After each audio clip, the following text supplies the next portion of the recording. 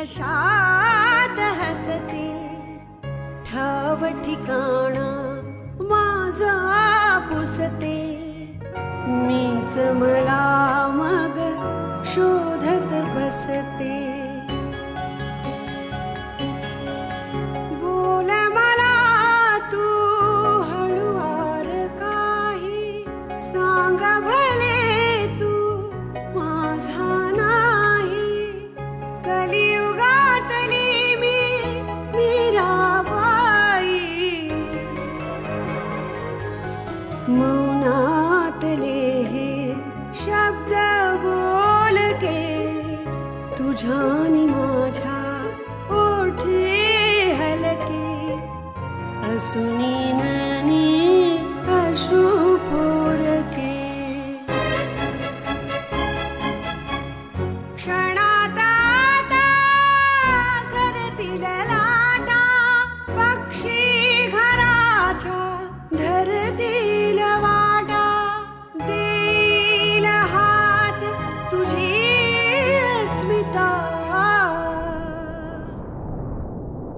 अस्मिता अस्मिता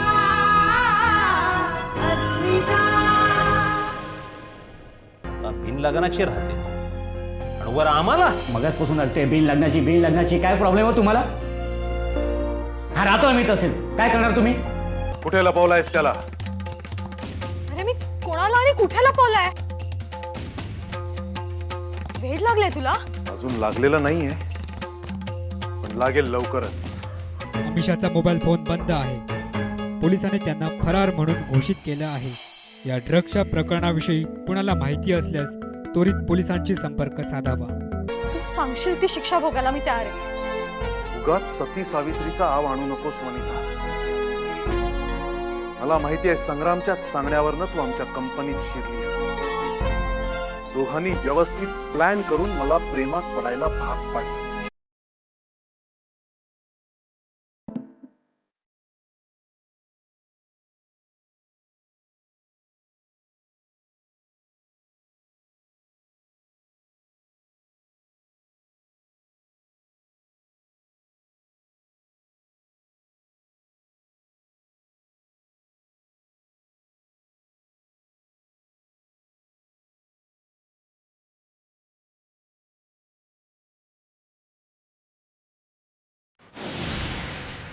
आता ह्या सगळ्या गोष्टी परत उघडण्यात काय अर्थ आहे? अरे पण मी इतके दिवस कुठे होते हे सगळ्यांना कळणं तेवढंच महत्वाचं आहे ना. माझा पत्ता कुणालाच कळू नये म्हणून मी माझ्या मैत्रिणीकडे राहत होते दिल्लीला. मला माझा सगळा इतिहास विसरून जायचं होतं. आपल्या इकडे आपल्या भागात एकट्या स्त्रीला राहण्यामध्ये काही त्रास नसतो, तिला भीती नसते, तिला खूप सुरक्षित वाटतं इथे. पण दिल्लीला एकट्या स्त्रीवर खूप बंधनं येतात. एकटे राहण्याचा फोलपणा मला जाणवायला लागला. तुला खालून खूप पाणी वाहून गेलं. मग मी स्वतःहूनच अभिला फोन केला. मला माफ करा प्लीज. माई मला सुधारण्याची एक संधी द्या. माई मला परत या घरी घ्या.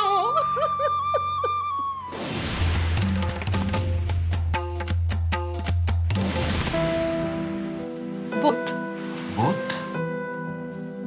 म्हणजे मला मूल नाही होऊ शकत आणि तिला मूल होणार आहे. एका स्त्रीच्या भावना नाही कळणार आहे तुला. आणि आता माईंच्या नजरेतून मला सतत जाणवत राहणार.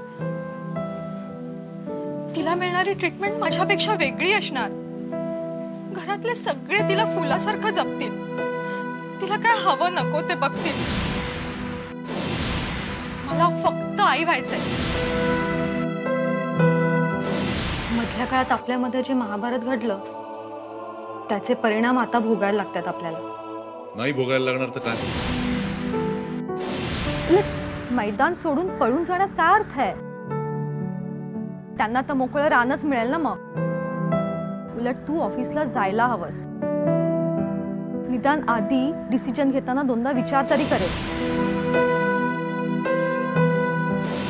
स्वाभिमानी अभिजित जहागीरदार, घर सोडा पण जहागीरदारांच्या प्रॉपर्टीवरचा हक्क सोडू नका. आधीला तर काय सगळं आयतच मिळेल. तुझा त्रास कायमचा जातोय म्हटल्यावर ना तो अख्ख्या बंगल्याला वर्षभर रोषणाई करेल. मला फक्त तुझी साथ हवी आहे वनिता, बस.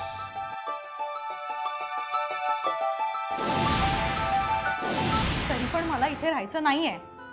आपण आत्ताच्या आत्ता इथून निघून जाऊया. हे बघ, हवं तर रस्त्यावर. एक मिनिट. पण हा संग्राम शेठ साधं सुद्धा भूत नाहीये, वेताळ येतो. एकदा मानगुटीवर बसला ना की उतरायचा नाही तो. म्हणून आत्ताच सावध करते मी. कठीण आहे इथे राहणं, तरी आल्यापासून सांगते मी, आपण इकडनं निघून जाऊया. तू आत्ता 1 मिनिटापूर्वी बरी होतीस ग वनिता, तुला एकदम तणतणायला काय झालं? तो म्हणणार आहे, त्याला बघितलं ना की अख्खा दिवस वाईट जातो माझा. संग्राम शेठकडे नोकरी करायचीस ना पूर्वी, तेव्हा त्याच्याबद्दल चांगलं बोलायचीस. पूर्वी ना जेव्हापासून त्याने तुला जेलची हवा खायला लावली आहे, तुझ्यावर गोळ्या झाडायला माणसं पाठवली आहेत ना, ह्या सगळ्या गोष्टींनंतर मी कसं चांगलं बोलणार आहे त्याच्याविषयी? त्याने मग शपथेवर तुला सांगितलं असेल, तू कधीही माझ्याकडे ये, मी तुला कधीही मदत करेन. आणि तू विश्वास ठेवलास. पण अजूनही माझा त्याच्यावर विश्वास नाही. तुझ्यावर अजून कोणी विश्वास ठेवेल नाही ठेवेल, माझा तुझ्यावर पूर्ण विश्वास आहे. आणि मी नेहमी तुझ्या बरोबर आहे.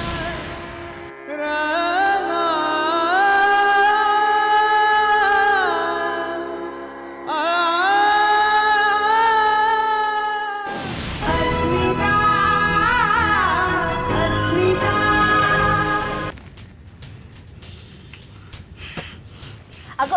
अगं बंद नको करूस टीव्ही. हवंच आवाज बारीक कर. आणि तू आधी बबलीच्या ऑफिसमध्ये फोन कर. ताई केला होता फोन, ऑफिस मधल्याना पण नाही लागत आहे त्यांचा फोन. स्विच ऑफ येतोय. अगं कुठे गेलीये, काळजी वाटतेय ना. तू तुझ्या मैत्रिणीकडे फोन केलायस का? मैत्रिणीकडे कशाला फोन करू?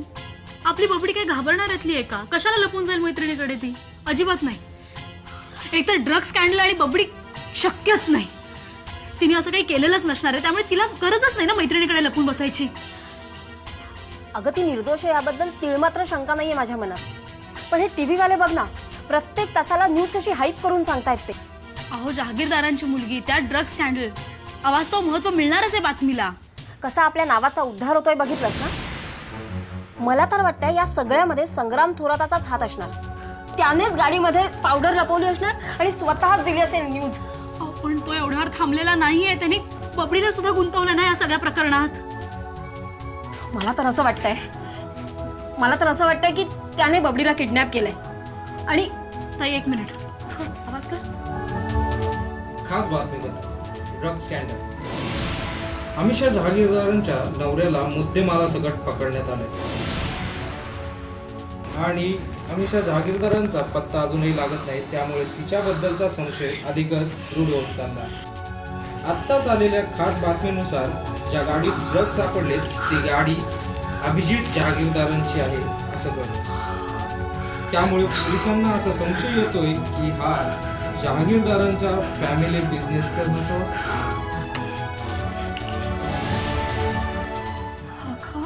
अगं बघ, हा संग्राम थोरात कुठल्या लेवलला जातोय. आणि मला एक कळत नाहीये, हे टीव्ही वाले अशा बेजबाबदार वक्तव्यांना प्रसिद्धी कशी देतात. ताई तुम्ही नका काळजी करू. अगं अहो, अशा बेजबाबदार वक्तव्यांवर कुणीही विश्वास ठेवणार नाही. सगळ्यांना कळेल की हे सगळं कट कारस्थान रचलं जाते ते फक्त जहागीरदार फॅमिलीला बदनाम करण्याकरता. तुझी मला एक कळत नाहीये की ह्या सगळ्यामध्ये अभिदादाचं नाव काय येत आहे. तो कसा काय गोवला गेला याच्यात. माझ्या हळूहळू लक्षात येतं असं मला वाटतंय. का? अभिजित भाऊजी संग्राम थोरातांच्या आश्रयाला गेलेत. त्यामुळे त्याच गोष्टीचा आधार घेऊन संग्राम थोरातने अभिजित भाऊजींच्या गाडीमध्ये ड्रग्ज लपवले असणार. अगं पण मग याच्यामध्ये पोलिसांनी अभिला पकडायला हवं. इथे जयवंत कुठे आला? जयवंतला कशाला पकडलाय? हं? काय इथेच आपल्या विचारांची साखळी तुटतेय ना. मी उद्याच पोलीस स्टेशनला जाते. पोलीस स्टेशनला जाऊन मी माहिती काढायचा प्रयत्न करते. तिथे आपल्याला नक्की काहीतरी समजेल.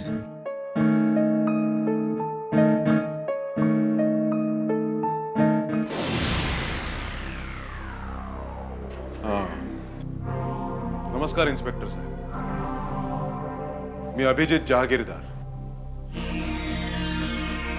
बरं झालं तुम्ही स्वतःहून हजर झालात ते. नाहीतर आमच्या हवालदारला पाठवणार होतोच तुम्हाला आणायला. मला जयवंतला भेटायचं. त्याला नाही भेटता यायचं. तुम्ही काय वकील आहेत का? नाही.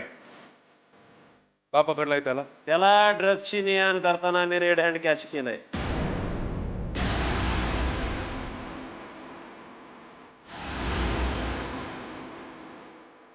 हे बघा इन्स्पेक्टर साहेब, तुमचा काहीतरी गैरसमज होतोय. अहो, आम्ही दोघं काल रात्री एकत्र. हा, ती स्टोरी माहिती मला. तुम्ही रात्रीच कारखान्याची साईड बघायला चालला होता. ही स्टोरी काय पचत नाही राव आपल्याला. तुम्ही थोरात साहेबांना विचारा ना हवं तर. राव, त्यांनीच पाठवलं होतं आम्हाला. विचारेन त्यांना पण विचारेन. पण तुम्ही घरी उतरून गेल्यानंतर तुमच्या पाठीमाग, तुमच्या ऍब्सेन्स मध्ये तुमच्या त्या जयवंतनं काय केलं माहितीये तुम्हाला? तुमच्या गाडीचा गैरवापर केलाय त्यानं. हे बघा, माझ्या गाडीचा गैरवापर झालाय हे तुमचं म्हणणं बरोबर आहे, पण तो त्यांनी केलेला नाहीये. अहो, कुणीतरी जाणीवपूर्वक त्याला अडकवायचा प्रयत्न करतोय. जयवंत निर्दोष आहे. तुमची सख्खी बहीण त्याच्या बरोबर नुसतीच राहते म्हणून तुम्ही बोलताय वय कळवळ्याने. हे बघा इन्स्पेक्टर साहेब, माझी बहीण जयवंत बरोबर लग्न करून राहते का तशीच राहते याचा ह्या केसशी काहीही संबंध नाहीये. खरं वा? जी बाई समाजाची नीती नियम धाब्यावर बसवून एका परपुरुषाबरोबर तशीच राहते. इन्स्पेक्टर, तोंड सांभाळून बोला. ही खाकी वर्दी अंगावर चढवली म्हणजे कुणावरही आरोप करण्याचं लायसन्स मिळतं असं समजू नका. छगेरदार, हे पोलीस स्टेशन आहे, तुझ्या बापाचं ऑफिस नाही. आणि हा, तुला आणि तुझ्या बहिणीला बापानं घराबाहेर काढलंय ना, मग इथंच राहायला याचा विचार आहे का?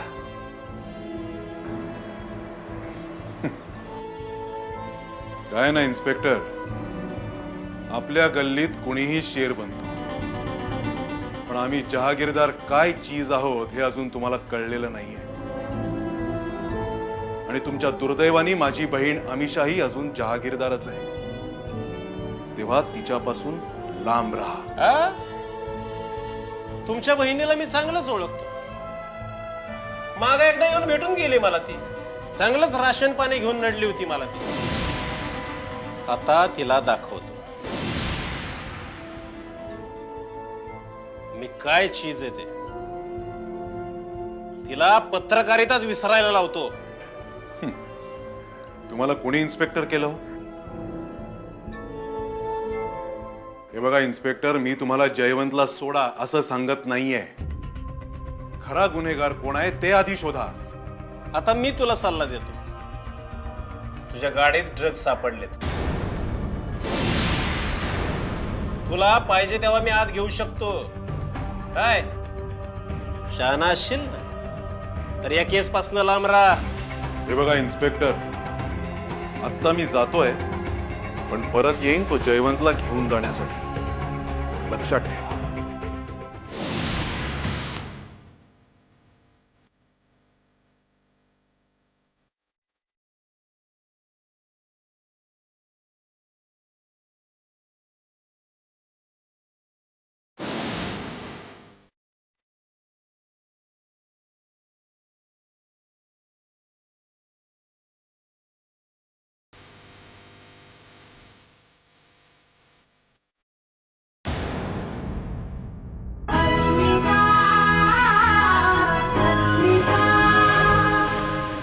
माझंच नशीब वाईट.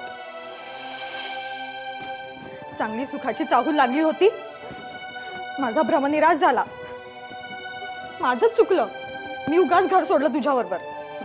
आणि घर सोडून आसरा कोणाचा घेतलाय तर त्या सैतानाचा. आता भोग आपल्या कर्माची फळं.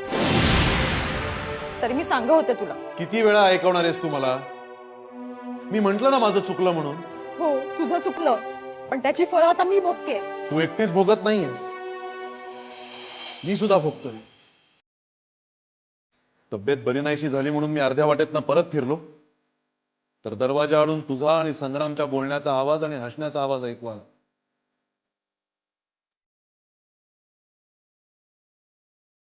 राग आला होता मला. नुसता भडका उडाला होता माझ्या अंगाचा. अरे पण तुझ्या भडक्यात मी भस्मसात होणार होते, त्याचं काय? तरी मी तुला कोकलून कोकलून सांगत होते की संग्राम शेठ इथे नाही, गावाला गेलेत. पण नाही, तू तर मला गोळ्या घालून संपवायला निघाला होतास. तरी माझं नशीब आयत्या वेळेस फोन आला म्हणून. वनिता, थोडा धीर धर. असा तडकाफडकी निर्णय नको घेऊस. त्या संग्रामला तर परत येऊ दे. आणि जयवंतला पोलिसांनी अटक केली. ती साध्या सुध्या गुन्ह्यासाठी नाही. ड्रग्ज सापडलेत आणि तेही आपल्या गाडीमध्ये. आपल्या गाडीत ड्रग्ज सापडलेले असताना आपण असं निघून कसं जायचं? संग्राम परत आल्यानंतर मला माझ्या प्रश्नांची उत्तरं विचारायची आणि ती उत्तरं मिळाल्याशिवाय मी इथून जाऊ शकत नाही. अरे आपले प्रॉब्लेम्स काही कमी आहेत का की तू त्याला मदत करायला जातोयस?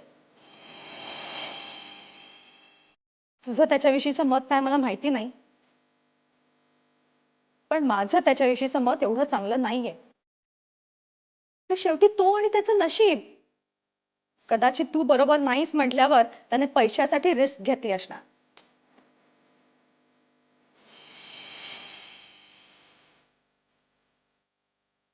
वनिता, ती गाडी आपली आहे म्हणूनच त्याने पैसे कमवण्याचा मार्ग शोधला. कोणी पकडलंच तर जहागीरदारांचं नाव सांगितलं की सुटायला सोपं. हे बघ, जयवंतला तुझ्यापेक्षा जास्त चांगलं मी ओळखतो. जयवंत असं काहीही करणं शक्य नाही. माझ्या मते तो निर्दोष आहे. जाऊ दे ना, आपण कशाला त्याच्याविषयी बोलतोय? ठीक आहे, मग आता तरी ती बॅग नेऊन कपाटात ठेव. तोवर संग्रामला फोन लागतो का मी बघतो.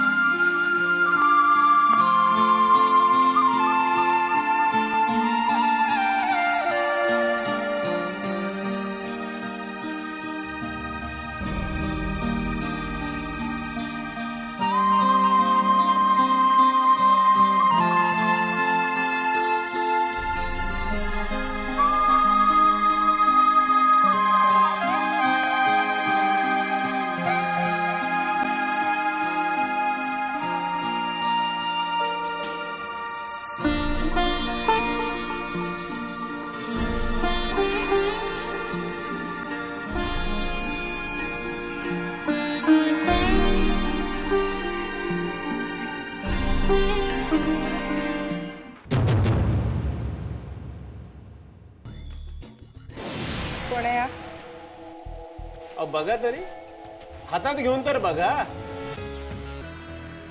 लेडीज कॉन्स्टेबलला घेऊन या असं ठणकवलं असेल तुला तिथं. न्यूज चॅनलची पत्रकार आहे ना, स्वतःच्या अटकेचा सोहळा तिला दाखवायचा असेल चॅनलवरती. जमले असतील पत्रकार मंडळी, कॅमेरामन वगैरे. ड्रग्सची ने-आण करण्यामध्ये भरपूर पैसा मिळतो म्हणून त्या जयवंतनेच हे काम केलं असणार. तुझा काय राग आहे त्या जयवंतवरती एवढा? काय घोडं मारलाय त्यांनी तुझं? लायकी नसताना जहागीरदारांचा जावई म्हणून मिरवतोय आणि म्हणूनच संग्राम शेठने त्याला पाळलंय, त्याच्यावर एवढा खर्च करतोय.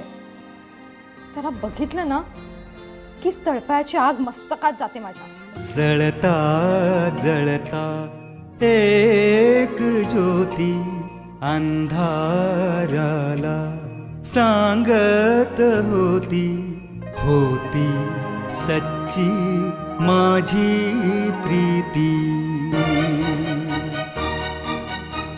क्षणात आता सरतील लाटा, पक्षी घराच्या धरतील वाटा. देईल हात तुझी अस्मिता,